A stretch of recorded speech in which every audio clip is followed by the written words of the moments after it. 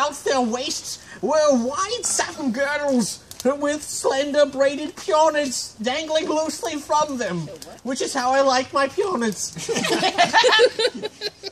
It's the only way to have a peonid, really. Yeah, it's true.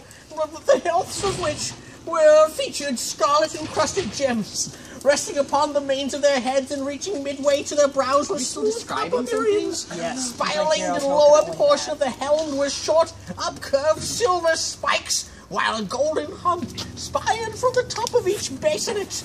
Is this a cake they're describing? What is happening? I just kind of stopped listening because I can't listen to it. It is wedding. Honestly, I have no idea what's happening. Beneath their chins, wound around their necks, and draped their clad shoulders dangled regal purple satin cloaks, which floated midway to the soldiers' feet.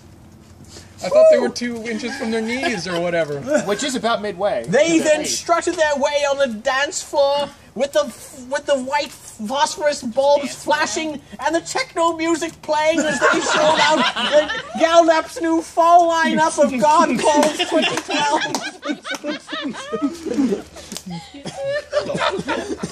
Hand over hand, feet braced against the dense walls of the enclosure, the huge Gringa ascended from the mouldering depths of forlorn abyss. His swelled limbs, stiff due to the boredom of the timeless inactivity, compounded by the musty atmosphere and jagged granite protuberant against his body, caved for action. Is this a bug biting him? I have no idea what it's describing. The opportunity now presented itself, dear Josh. Itself served the purpose of oiling his rusty joints, if you know what I mean, and holding his dulled senses. Wait, so he's a robot chicken. I gotta go home and oil my joints. He just got lubricated. He's a robot chicken now. He braced himself. Seth Green was envy for that. Facing the second soldier, the sentry's stature was wildly exaggerated in the glare of the flickering. It was definitely crescent wildly cuppets in exaggerated. his right fist. His eyes were wide over and slightly slanted owlish gaze. Racist. Wait a minute, hold on though. How They're slanted and owlish. And owlish. Enhancing their sinister I mean, intensity that guy's just standing there. Why is everybody gotta make fun of him? by the hawk-bill curve of his nose and pale yellow peak of his cheeks. Birdman. Avenger. Okay, we are back to racist man. That was really good. Place your hands behind your back, said the second soldier as he raised his axe over his right shoulder blade and cast it in a wavering glance. We must bind your wrists and parry any attempts of escape. Be sure to make the knot a stout one, Brigog. You wouldn't want our guest to take any leave of our guidance. But before Make sure he hears why we're doing what we're doing. Broig grasped Gringo's Broing. No, what's going on, Broig? Come at me, bro. Come at me, Broig. I'm going to read this while it's on fire. Alright, Cap. Alright, fire. Cap, put it on a stick. No, he's gonna read it while it's on. Cast it into the fire! Be done with it! You're right, it won't Cast it in the flames of Mount Doom. Yeah, it'd be better to get it in the Flame of Hoodoo! But now it's got a little bit of a... Here, you can read it in the fire. Crackle, crackle, pop, crackle.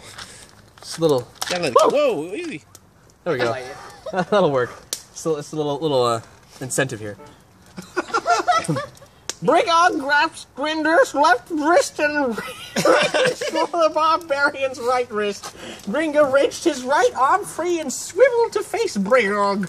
Reached beneath his loincloth with his right hand. Oh. The sentry grappled at his girdle for the sheathed dagger, but recoiled short of his intentions as Gringa's right arm swept to his gorge.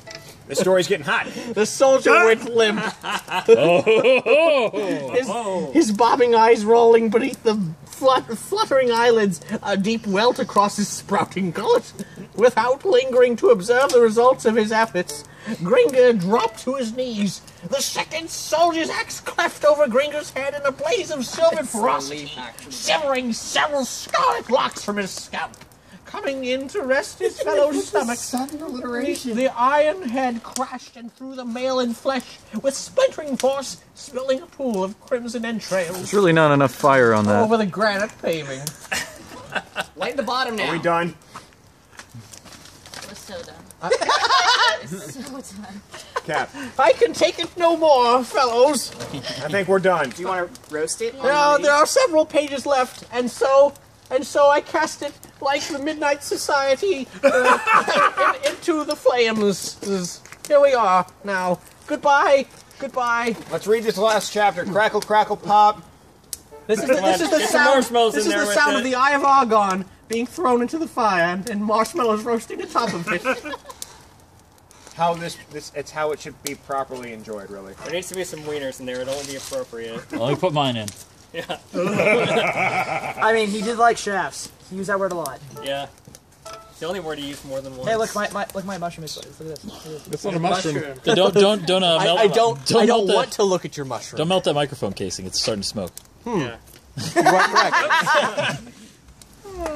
That's beautiful. That's the best thing that paper was used for. Thank you for listening to this episode of Nerdy Bye, Show. hacks! If you like what you heard, please support us at nerdyshow.com/Patreon. And see a doctor, for God's sake. At least if you made it through this, you're probably going to want to consult a specialist. The Eye of Argon has been known to create many tormented visions. Or your local retro friend. And really droopy nipples. really droopy nipples.